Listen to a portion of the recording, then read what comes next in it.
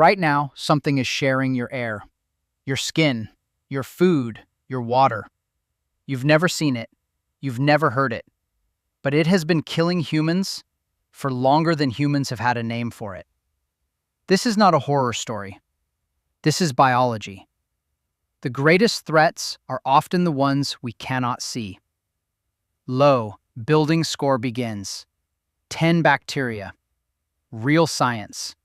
Real death tolls. And one that is, right now, today, winning. Clostridium tetani. Tetanus. The lock. Most people picture rusty nails. The truth is stranger and worse. C. tetani doesn't infect you the way you think. It doesn't invade. It manufactures. A single spore enters a wound, even a shallow one, and begins producing a neurotoxin called tetanospasmin. That toxin travels up your nervous system and does something almost elegant in its cruelty.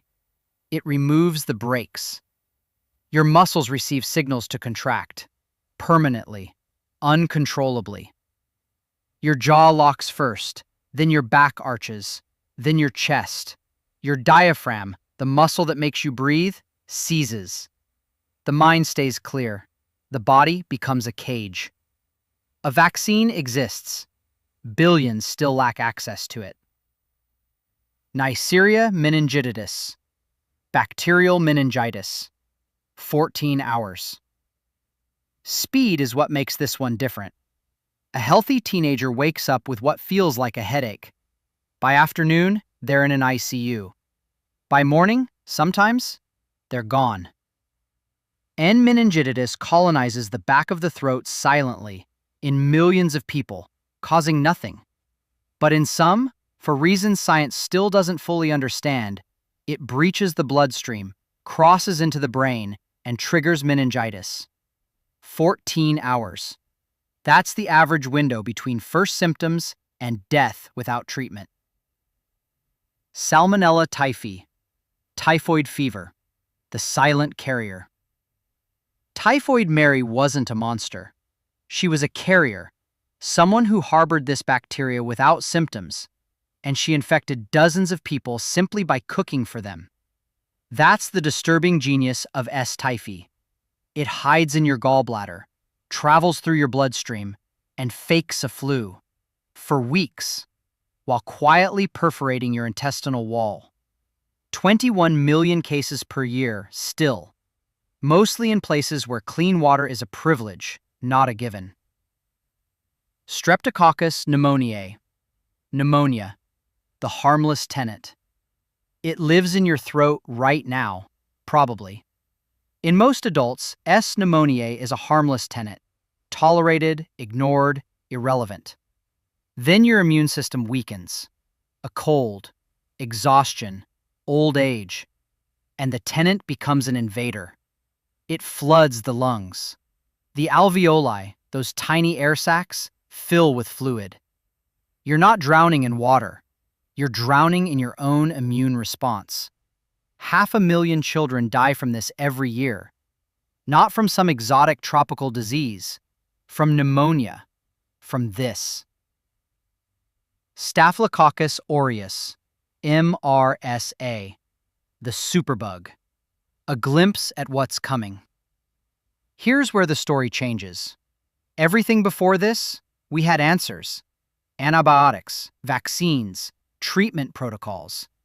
MRSA doesn't care. Methicillin-resistant Staphylococcus aureus evolved specifically to survive our best weapons.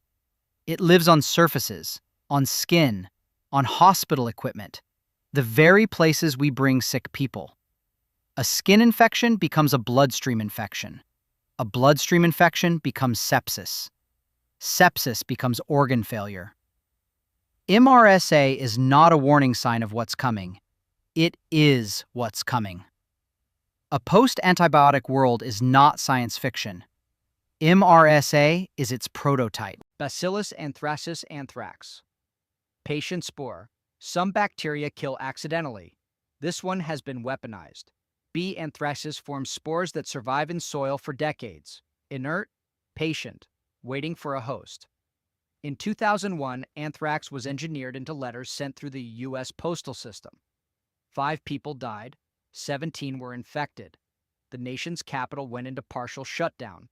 The bacteria didn't change. Humans gave it delivery. Inside the body, it releases 2 toxins simultaneously. One ruptures cell membranes, one paralyzes the immune response. Both hit at once. Clostridium botulinum botulism. The quietest killer. The most toxic substance on Earth is not a chemical weapon. It is not a nuclear byproduct. It is made by this bacteria in a jar of improperly canned vegetables. Botulinum toxin doesn't kill cells. It doesn't cause inflammation. It simply silences nerves. The signal to move stops traveling. First your face goes still, then your throat, then your chest. Your eyes are open, your mind is working, you cannot move, you cannot breathe. The world's most expensive cosmetic treatment and one of history's cruelest paralytic agents are, chemically, the same thing. Vibrio cholerae. Cholera. The mathematics of thirst. Cholera kills with mathematics. The bacteria enters your gut and hijacks your intestinal cells, forcing them to pump water out of your body at a rate your physiology cannot sustain. Up to a liter of fluid per hour. The body doesn't crash slowly. It empties. In the 1800s, it traveled the world 7 times in pandemic waves. It took down armies, emptied cities, rewrote public health policy. The treatment is shockingly simple. Salts and clean water, dirt cheap, wildly effective. And yet, cholera still kills 100,000 people a year. The problem was never the bacteria. It was always the infrastructure. Yersinia pestis, the plague. History's most wanted. The Black Death was not metaphor. Between 1347 and 1351, Yersinia pestis killed an estimated 30 to 50% of Europe's entire population. Entire villages ceased to exist. Mass graves stretched across continents. It traveled on fleas, on rats, on trade routes. It had no idea it was ending the medieval world. The pneumonic form, airborne, lung targeting, was not survivable. Not without treatment that didn't yet exist. Here's the part that should concern you. Yersinia pestis still exists. In prairie dog colonies across the American Southwest, in parts of Central Asia and Madagascar. History doesn't repeat, but sometimes it stays close by. Mycobacterium tuberculosis. Tuberculosis. The one still winning. There is no dramatic origin story here, no bioweapon, no sudden outbreak, just air. M. tuberculosis is inhaled. It lands in your lungs, your immune system surrounds it, and here's the key, it cannot kill it, so it walls it off.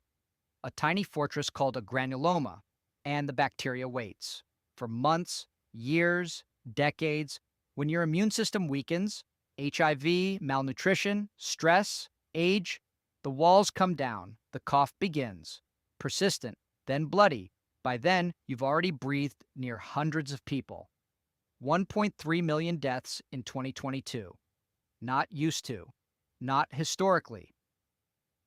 Now, we have had a partial vaccine since 1921. We have had effective antibiotics since the 1950s. And it is still the world's deadliest bacterium. 1/3 of the global population carries it dormant. Most will never know. The lesson. The thing that connects all 10 of these, none of them are new. None of them appeared last year or last decade. They evolved alongside us, studied us in a sense, and found every gap in our biology, our infrastructure, our complacency. The ones we've beaten, we beat with systems, with sanitation, with access, with distribution. The ones still killing us, it's rarely that we lack the science. It's that we keep forgetting the lesson. These things are patient.